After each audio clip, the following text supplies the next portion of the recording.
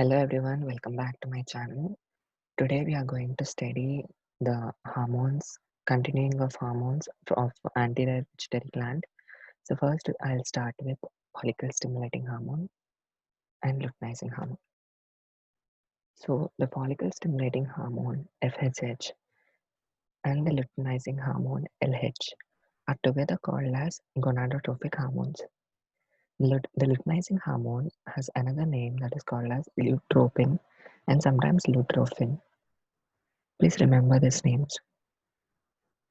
In males, follicle stimulating hormone, over here you can see, it induces the Sertoli cells. These are the Sertoli cells, and these Sertoli cells will uh, sustain spermatogenesis. I mean, it will start spermatogenesis, that is formation of sperms.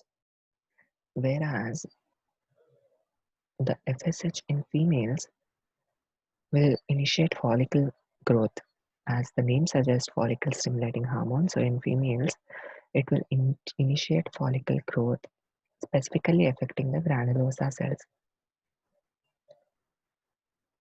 So from these cells, the estrogen will be produced. All right. Going on further, the LH. What is LH? Luteinizing hormone, right? So the luteinizing hormone will stimulate the Leydig cells.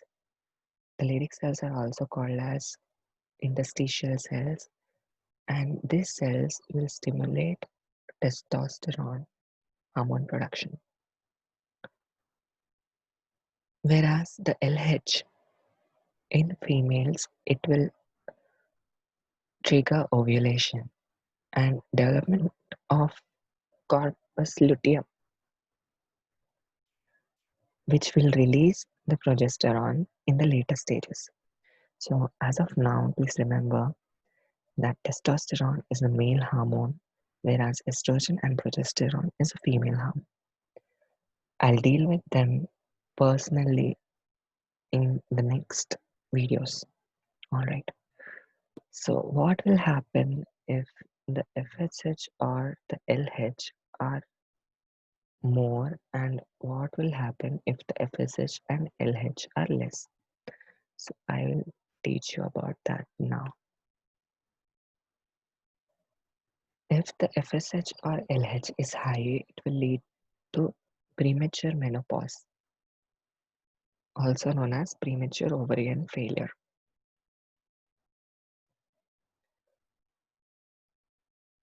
Poor ovarian reserve, also known as premature ovarian aging. Turner syndrome XO, Klinefelter syndrome XXY, and gonadal dysgenesis. So these are some of the points which you have to remember if it is in excess.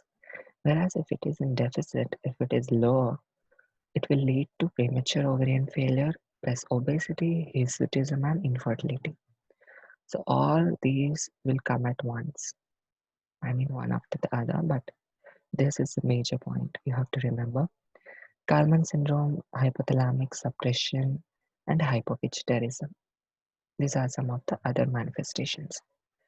Alright, moving on further to the thyroid hormone. This hormone is really very important because it will carry almost of all the functions in your body. It will stimulate certain, it will inhibit certain. So I'll explain you one by one.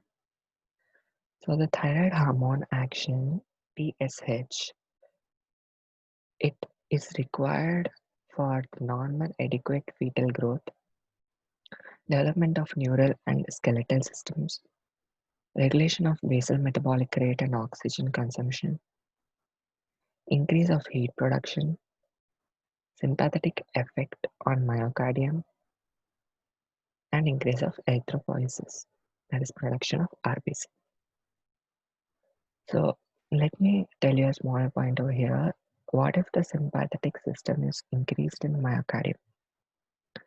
You have to remember certain points, like if there is sympathetic stimulation in the myocardium, it will lead to increase of force of contraction, later increase of cardiac output, increase of oxygen demand in the heart muscle.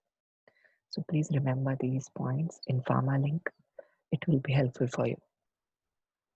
Alright, moving on further. Goiter. Most of you might have heard about this goiter. So what does goiter mean? It is nothing but enlargement of thyroid gland in size. So it's enlargement in size. It is not related to the thyroid hormone level. It can be physiological or pathological. So it will result in swallowing difficulty, distension of veins and upper extremities, edema of eyelid and conjunctiva, syncope with coughing. So as you can see over here, there is enlarged thyroid, larynx, the voice box is affected, trachea, windpipe, and normal thyroid. Moving on further, now the next one is cretinism. Cretinism is the hypothyroidism when your thyroid hormones are producing, a thyroid gland is producing less amount of thyroid hormones. So this can be because of congenital absence of thyroid gland, abnormal biosynthesis of thyroid hormone, deficit of TSH. Any of the reasons can be possible for the cretinism to occur. Okay, it's also known as congenital hypothyroidism. Please remember, and the clinical manifestation will be of mental retardation, impaired growth. These are the most common features. The next one is myxedema.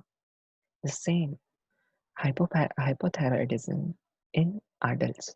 It is named as myxedema. It is acquired. Alright, what are the symptoms shown in the body that include hair hair will be dry, coarse and sparse. Lateral eyebrows will be thin. Periorbital edema. This point is really very important because in this what happens is there is accumulation of mucopolysaccharide substance in the connective tissue, namely in the periorbital edema, periorbital tissues. So there will be puffing, dull face with dry skin. Dry skin. Please remember, dry. The main causes of this hypothyroidism is there is dysfunction or destruction of thyroid gland itself. In some cases, it will be pituitary function impairment, whereas in some hypothalamic dysfunction. Please remember, if there is a defect in the gland itself, it is called as primary, whereas the primary is mediated by what? Pituitary, right? So if it is pituitary, it is secondary cause of deficiency if the problem lies in pituitary. Whereas if the problem lies in hypothalamus, it is tertiary defect. Alright. Next. Moving on to the hyperthyroidism. The hyperthyroidism is also called as thyrotoxicosis. So it is mainly called as Graves' disease. So Graves' disease is caused, I'll tell you first causes and later clinics. So the cause of Graves' disease is the thyroid stimulating antibodies act through the normal TSH receptors and cause thyroid hyperfunction. The antibodies, certain stimulating antibodies from the body will come and it will stop the thyroid function, that it will attack the thyroid stimulating hormone receptors so that it will be produced in excess. Alright, so what are the symptoms of Graves' disease? It include exophthalmos with ophthalmos. Exophthalmos means protruding of eyeball. There will be goiter, as I said over here earlier. There will be goiter. Okay. Next, sweating, excessive sweating, diaphoresis, and headache, weight loss, nervousness, emotional instability are certain central effects. Tremor can be peripheral, that is flaccid paralysis, muscle weakness, oligomenorrhea in female, nausea and diarrhea, arrhythmia and tachycardia are the effects in the heart. So whatever I said over here is depicted in the clinical manifestations. So please read through these. It's very important. So the next I'll be teaching you about is the parathyroid gland.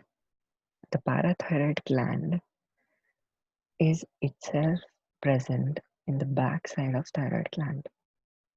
As you know, there are two pairs.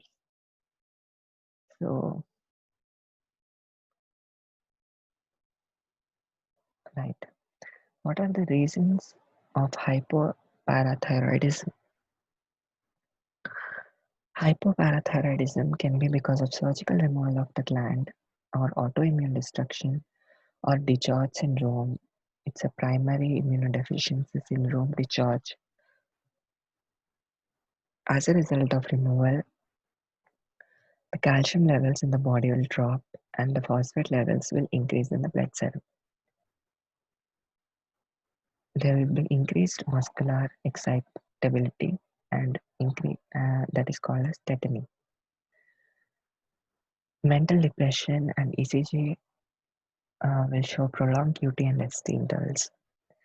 About the ECGs, I'll deal separately in arrhythmias topic because it is connected with arrhythmias. So the next is the hyperparathyroidism. The hyperparathyroidism can be because of primary, as I said, adenoma or tumor in the parathyroid gland, whereas the secondary causes can be because of chronic renal insufficiency, vitamin D deficiency, and intestinal malabsorption of calcium. Okay, so the hyperparathyroidism will cause hypercalcemia. So it will result in increased bone resorption, that is bone demineralization, so that the calcium is increased in the blood serum. Increased calcium renal absorption, it's possible. Increased intestinal calcium absorption. So all of these contribute to the increase of calcium content in the blood. So please remember this. Now, what are the clinical manifestations? It will result in osteomalacia, osteodystrophy, disturbance of excitation in the nervous and muscles systems, kidney stones because of excess of calcium. It will result in hypercalcemia, calcemic stones. Calcemic stones. Metastatic calcification of soft tissues, hypertension, heart palpitations. That is, what does palpitation mean? It is so. What does palpitation mean? It is excited contraction of heart muscle. There will be abnormal beating of heart, and it will resemble as tachycardia and increased gastric secretions. So these are the main points you need to remember about parathyroid, about thyroid, about follicle stimulating hormone, and luteinizing hormone. So thank you for your mm, attention. Thank you so much, and see you soon. Please don't forget to subscribe and like my channel.